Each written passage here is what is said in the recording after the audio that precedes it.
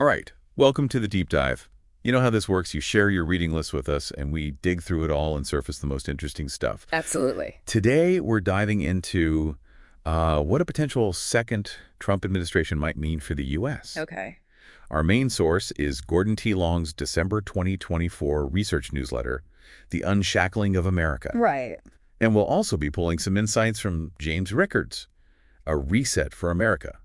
We'll be focusing on four key areas: justice, health, national security, and economic revitalization. Sounds good. So, it's pretty fascinating because Long doesn't just see these potential changes as significant policy shifts. He actually describes them as historic, even revolutionary. Wow. He compares their potential impact to something as fundamental as the separation of powers. It's clear he believes the stakes are incredibly high and that there will be major pushback from the political establishment. It definitely sets the stage for a potentially turbulent second term. So let's start with justice. Long really hones in on Trump's cabinet picks, especially Pam Bondi for Attorney General, Okay. as a signal that rooting out what he calls the deep state will be a top priority. And what's interesting here is that Long connects this directly to Bondi's experience as one of Trump's lawyers during his first impeachment trial. Right. He argues that she has a deep understanding of how the federal bureaucracy can be used to target individuals for political reasons. Right. Which makes her appointment a powerful statement about the administration's intentions. Yeah. It's also interesting that, according to Long, Trump's transition team is bypassing FBI background checks for nominees. Really? He cites past controversies like the Michael Flynn case Right. and the Hunter Biden laptop situation as justification for this move. Oh. To be clear, for our listeners who might not be familiar with the process, these background checks are typically standard procedure for high-level government appointments. Yeah. They're designed to uncover any potential conflicts of interest or red flags that might disqualify a nominee. Uh-huh. So skipping them entirely is definitely a bold move and suggests a lack of trust in the FBI. Right. But does this really build public trust in the justice system, or does it just look politically motivated? What do you think? That's the core question, isn't it? On the one hand, you have those who see this as a necessary step to clean up what they perceive as corruption within the FBI and the Justice Department. They believe these institutions have been weaponized against political opponents and that a more drastic approach is needed. Right. On the other hand, critics argue that bypassing these checks further erodes the rule of law and sets a dangerous precedent. It's a delicate balance, and the long-term implications will depend on how these actions are perceived by the public and the courts. Yeah. Let's shift gears now and talk about health, another area that could see some major shakeups. Long points to Robert F. Kennedy Jr.'s appointment as Secretary of Health and Human Services as a potential game changer. Kennedy's history of questioning vaccine safety and Big Pharma's influence on healthcare is well documented. This appointment signals a potential shift in the government's approach to health policy, with a greater emphasis on individual choice and skepticism towards established medical institutions. I'm curious about the potential impact of this. Could we see changes to vaccine mandates? Or perhaps a shift in funding priorities away from large pharmaceutical companies? Those are certainly possibilities. Long suggests that Kennedy's appointment could lead to a revisiting of the handling of the COVID-19 pandemic, potentially challenging the mainstream narrative, Right. and leading to greater scrutiny of policies like lockdowns and mask mandates. This raises the question of whether these actions would lead to positive reform or further division and mistrust in the healthcare system. After all, we've seen how deeply polarized the public has become on issues like vaccines and COVID-19 policies. Exactly. It's crucial to consider the potential consequences of such a dramatic shift in healthcare policy.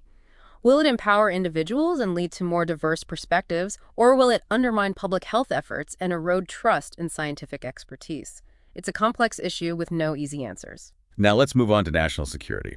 The source anticipates a significant shift in U.S. foreign policy under a second Trump term, particularly when it comes to China. What's particularly intriguing is the potential appointment of Senator Marco Rubio as Secretary of State. Long sees this as a deliberate move to challenge China's growing influence on the global stage. He highlights areas like Taiwan, the South China Sea, and fentanyl trafficking as potential flashpoints in this escalating rivalry. Long also suggests that ending the war in Ukraine through negotiation will be a top priority for Trump. He points to the appointment of General Keith Kellogg as a special envoy as evidence of this commitment. But can Trump succeed where Biden seemingly failed in navigating these complex geopolitical challenges? It's a big question mark. The war in Ukraine has become deeply entrenched with both sides dug in and showing little willingness to compromise. And when it comes to China, the relationship has grown increasingly adversarial in recent years. Trump's approach to foreign policy is often characterized as transactional and unpredictable, which could either create opportunities for breakthroughs or exacerbate existing tensions. All right, let's delve into the final area, economic revitalization. The source points to Trump's likely use of tariffs to renegotiate trade deals and address the national debt. He also highlights the potential economic impact of deporting illegal immigrants, particularly on industries like agriculture. Long argues that finding alternative labor sources would be crucial if such a policy were implemented. He suggests that this could lead to a rise in automation and a shift in the types of crops being grown. Finally, there's mention of a potential shift away from social spending and towards investments in innovation, productivity, and small businesses. But will these economic policies really lead to growth and prosperity, or could they further exacerbate inequality? This is where things get really interesting, because Long highlights a warning from the Fed about high leverage at hedge funds and life insurers. This is a significant point that deserves further exploration. To put it simply, leverage is the use of borrowed money to amplify potential returns. While it can be a useful tool, it also increases risk. When things are going well, leverage can magnify profits. But when things go south, losses can be equally magnified, potentially leading to a cascade of defaults and a financial crisis. The Fed's warning suggests that some of the same conditions that led to the 2008 financial crisis may be present today. Oh, wow. So while Trump's policies could stimulate economic growth in the short term, they could also be setting the stage for future instability. It sounds like we're walking a tightrope here. On the one hand, there's the potential for a booming economy. On the other, we have these red flags that remind us of past crises. This leads us to another interesting point that Long brings up. He talks about this concept of American exceptionalism and the potential for a stock market bubble. He argues that global economic woes are driving capital into the U.S., which could be artificially inflating asset prices. It's a fascinating argument that challenges conventional wisdom. Typically, we think of a strong economy attracting foreign investment, but Long suggests that the U.S. is becoming a safe haven for investors fleeing troubled economies elsewhere. I see. Which could be creating a dangerous disconnect between the stock market and the underlying fundamentals of the economy. This disconnect could lead to a bubble that eventually bursts, leaving investors with significant losses and potentially triggering a wider economic downturn. Okay, so we've got a potential clash with China, a potential healthcare shakeup, and a potential economic boom or bust. It seems that way. It seems like a lot of this hinges on how these policies are implemented and how the different branches of government interact. You're absolutely right. Predicting the future is always a tricky business, especially in a political environment as volatile as ours. But I think it's safe to say that the next few years will be anything but boring. All right, before we get too far ahead of ourselves, let's take a moment to digest all of this and consider what it all means. We've covered a lot of ground, but there's still much more to unpack. When we come back, we'll delve deeper into some of the specific policy proposals, Long outlines, and explore the potential ramifications of each. Welcome back to the deep dive. We're really getting into it now, dissecting the potential impact of a second Trump administration based on Gordon T. Long's The Unshackling of America. But let's bring in another viewpoint with insights from James Rickards and his book, A Reset for America. He offers a different perspective, doesn't he? He does. It's interesting that Rickards is actually quite optimistic about a potential economic turnaround under Trump, even though he recognizes the challenging economic situation that Trump would be inheriting. Really?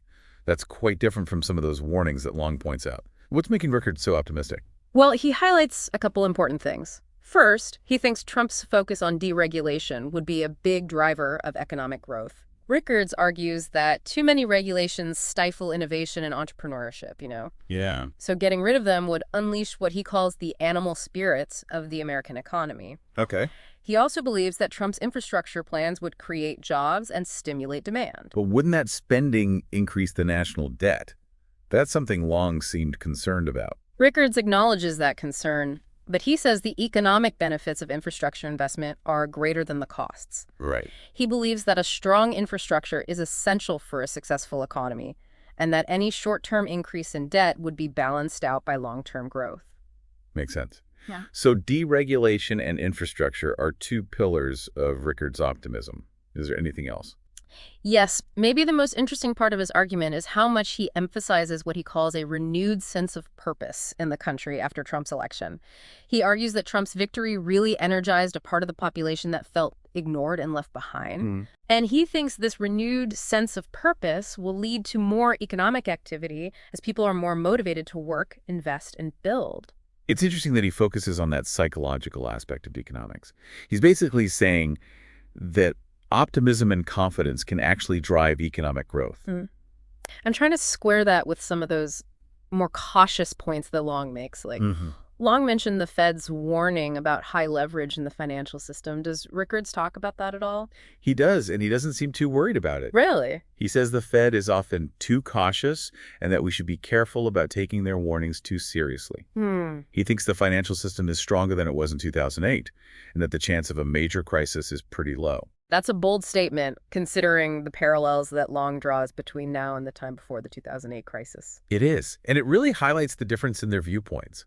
Rickards is much more confident in the market's ability to self-correct and for Trump's policies to create a cycle of growth and prosperity. Okay, so we've got these two contrasting narratives, Rickards' optimism and Long's caution. I want to dig into some of those policy proposals that Long talked about, like Schedule F and impoundment. These are areas where there could be conflict between Trump and Congress, right? Definitely. Let's look at Schedule F first. Remember, this executive order would basically reclassify certain federal employees, especially those making or advocating for policies, as political appointees.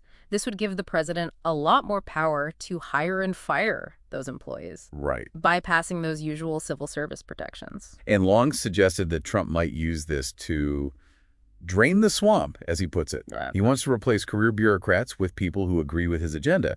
But wouldn't this politicize the civil service? That's the main criticism of this proposal. Opponents argue that it would weaken the merit-based system, the one that's supposed to ensure a neutral and competent civil service.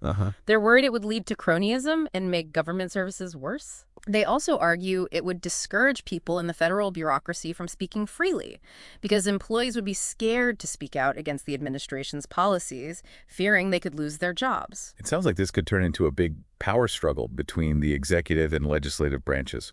What about impoundment? How might that work out? Impoundment is when the president refuses to spend money that Congress has allocated. It's controversial, and the Impoundment Control Act of 1974 limited it quite a bit. Long suggests that Trump might challenge whether that act is constitutional, Right. arguing that the president inherently has the authority to control spending. So if Trump wins that legal battle, he could basically ignore Congress and choose not to spend money on programs he doesn't like. Wouldn't that create chaos in how the government makes its budget? It certainly could. Congress has the power of the purse, and they probably wouldn't be happy with the president taking that power away. It could cause government shutdowns and make it hard to pass laws. All right, so we've got these potential conflicts over Schedule F and impoundment. But let's not forget about those economic indicators that Long brought up, which don't paint a very good picture of the U.S. economy right now.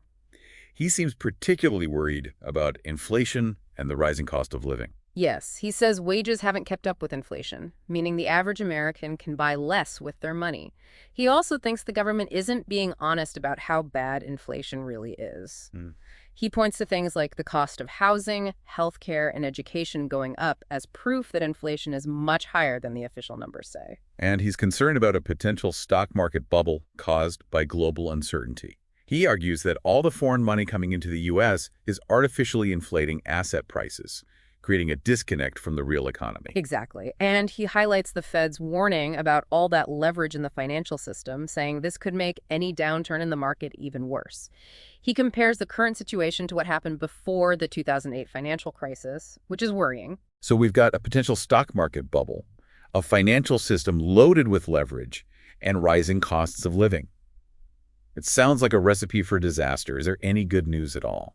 Well, Long does mention some potential positives. He points out that the U.S. energy sector is strong because of the shale revolution, which gives the U.S. an advantage over countries that rely on other countries for energy. He also believes in the American people's resilience and ability to innovate, saying they will ultimately overcome these challenges. So it's not all doom and gloom. Not necessarily. Long sees the challenges, but he also thinks the U.S. can overcome them. But he emphasizes that it will take good economic policies and a willingness to make tough choices. All right, we've talked about a lot here. We've explored the optimism of James Rickards and the cautions of Gordon T. Long. We've looked into those potential power struggles between Trump and Congress, and we've broken down the economic problems facing the country. Before we move on, let's take a moment to think about what all this means for our listeners. Welcome back to the Deep Dive. We've spent this episode unpacking some pretty heavy topics. The potential ramifications of a second Trump administration based on Gordon T. Long's The Unshackling of America and James Rickards' A Reset for America. We've explored those different viewpoints, those potential political conflicts, and a lot of economic uncertainty. So now let's try to, kind of put all this information together and come up with some key takeaways for our listeners. It's been a wild ride, hasn't it? Yeah. We started with Long's pretty bold statements about the potential for, revolutionary change. Right. We then got into the details of his analysis, looking at those proposed cabinet appointments, the controversial policy proposals, and the economic challenges on the horizon. And then we contrasted this with Rickard's more optimistic perspective, which, focuses on the potential for economic growth driven by deregulation, infrastructure spending, and a renewed sense of national purpose. Yeah, it's almost like we're seeing two different futures. Right. One path, according to Long, is full of risk with the potential for political turmoil, economic instability, and social unrest. Yeah. And the other path, as Rickard sees it, leads to this revitalized America with a booming economy, a renewed sense of national pride, and a more assertive presence on the world stage. And it's important to remember that both of these viewpoints come from how they understand the same set of facts. Right. Long and Rickards are both looking at the same economic data, the same political scene, and the same social trends. The difference is how much weight they give to those factors and what they think is most likely to happen. So how do we, as, informed citizens, navigate this complicated and uncertain landscape? How do we make sense of these different narratives and make smart decisions about our own lives and how we participate in society? That's the big question, isn't it? It is. I think the first step is realizing that there are no easy answers. Yeah. We're living in a time of big change and upheaval, and there's no way to know for sure what the future holds. Right. It's easy to get caught up in the hype and exaggeration that often dominates our political conversations, but it's important to take a step back, take a deep breath, and try to see the bigger picture. Yeah. Long really emphasizes how important it is to understand history and learn from past mistakes. Mm-hmm. He argues that we're in danger of repeating those same errors that caused previous economic crises. And he's telling us to be careful about excessive debt, leverage, and speculation. He also stresses the importance of personal responsibility and self-reliance. He thinks we can't just depend on the government to solve our problems. Right. We need to take control of our own lives, invest in our education and skills, and create strong communities. On the other hand, Rickards has more faith in the government's ability to create a positive future. Yeah. He thinks that strong leadership, bold policies, and that can-do spirit can overcome the challenges we're facing. He's especially excited about Trump's idea for a Department of Government Efficiency, which he thinks could simplify bureaucracy, reduce waste, and free up resources for more productive investments. He's also optimistic about the potential for technological innovation to drive economic growth and make our lives better. Yeah. He sees opportunities in things like artificial intelligence, biotechnology, and renewable energy. So we have these two contrasting perspectives. Mm-hmm. Long, the cautious historian, warning us about potential problems and urging us to be ready for the worst. Yeah. And then we have Rickards, the optimistic futurist, who envisions a better future fueled by innovation, entrepreneurship, and that renewed sense of national purpose. It really comes down to each of us deciding which story feels more true to us. Yeah. But the main takeaway, I think, is that we need to stay engaged, informed, and actively involved in creating the future we want. Absolutely. We need to be critical thinkers who can look at information from different sources and come to our own conclusions. We need to understand the risks and challenges ahead, but also be open to the possibilities and opportunities that might come up. Exactly. We need to be willing to question what we think we know, challenge assumptions, and come up with new ideas. Most importantly, we need to remember that we're all in this together. Yeah. The choices we make now will affect future generations. So let's work towards a future that's prosperous, fair, and sustainable for everyone. Well said. That's a powerful message to leave our listeners with. Thanks. Thanks for joining us on this deep dive. We hope you found it informative and thought-provoking. Keep questioning, keep learning, and keep diving deep.